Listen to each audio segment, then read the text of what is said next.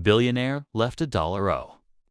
Tip what the single mom waitress found under his plate changed everything. Maya had learned to count time in coffee, refills, and the scrape of plates.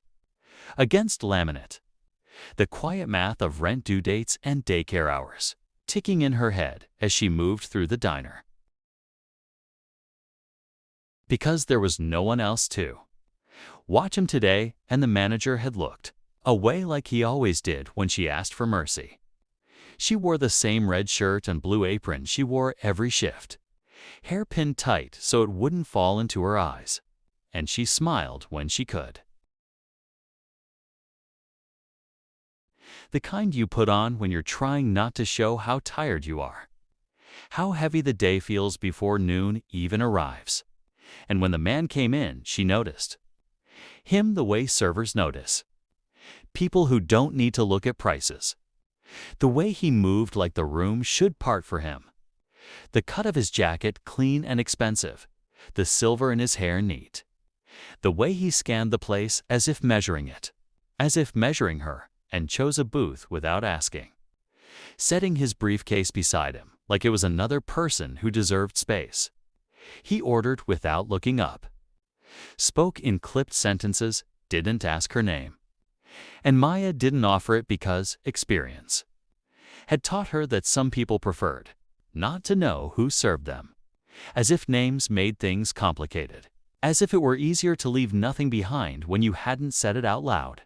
And she moved back and forth between tables with her son's small fingers knotted in her apron string, feeling the familiar burn in her calves, the ache in her shoulders, the quiet panic that rose whenever she thought about the bills folded in her purse, each one a reminder that love didn't pay late fees, that hope couldn't be handed to a landlord in place of cash.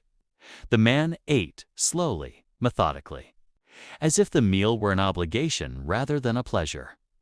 And when he was done, he set the plate aside with a small, final motion, slid out of the booth, and placed exact change on the table, the numbers adding up to the cent with nothing extra, no apology, no glance back. And for a moment, Maya stood there staring. Insulted her in a language she was too tired to argue with. Because a zero tip wasn't new. It was just another reminder of how invisible she was to people who measured the world in balance sheets and quarterly gains. And she swallowed the tightness in her throat, shifted her son higher on her hip, and reached for the plate to clear the table, ready to wipe it clean and move on the way she always did. When she felt something resist, something stuck beneath the ceramic, and her fingers brushed against paper that didn't feel like a napkin, folded thicker, heavier, and she froze, her heart thudding so loud she was sure someone would hear it. Because diners were full of forgotten things, and most of them were trash. But this felt deliberate, placed. A reflex born of caution, of knowing how quickly hope could turn into embarrassment.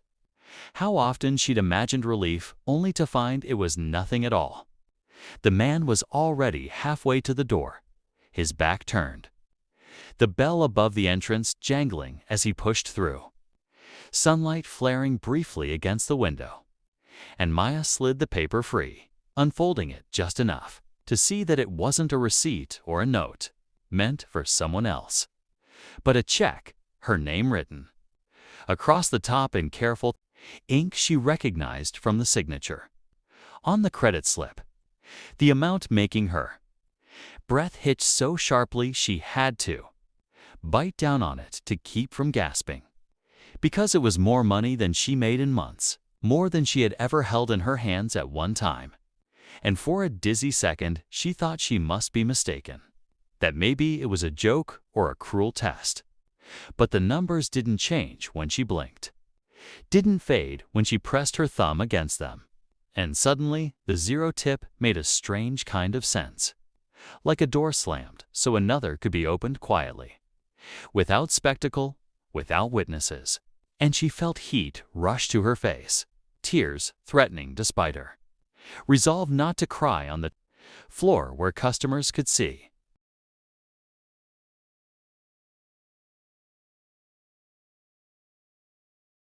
And she tucked the check into her apron pocket with hands that trembled, despite her effort to still them, finishing the table on autopilot, nodding to customers, refilling cups, all the while her mind racing ahead to things she hadn't let herself imagine in years, to a refrigerator that wasn't almost empty, to a car repair she'd been postponing until it became dangerous, to daycare fees paid on time instead of in apologetic installments, to the simple luxury of sleeping without counting what she owed before she closed her eyes. Yet beneath the shock and the fragile bloom of hope, questions began to form, sharp and insistent, because nothing like this happened without a reason. And she wondered, why him? Why now?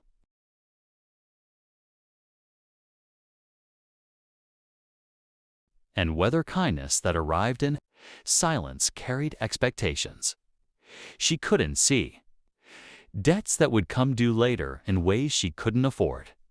And as the lunch rush thinned and the afternoon light softened, Maya found herself replaying every second of the interaction, every look she might have missed, every word she hadn't said, trying to understand the shape of what had just entered her life, knowing that, whatever it was, it had already changed the way the day felt, the way tomorrow might look, and that once something like that touched you, you couldn't unknow it, couldn't go back to believing the world only ever took from you, even if you didn't yet know what it would ask in return.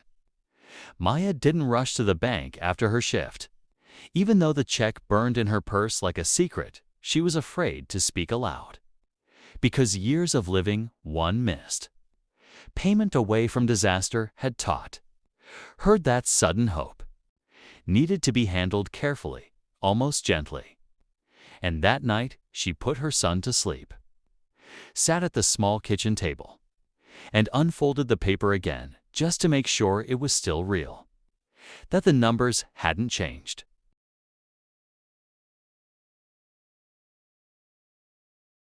And she wondered, what kind of man leaves nothing in plain sight and everything hidden? What kind of past shapes generosity into something quiet and unseen?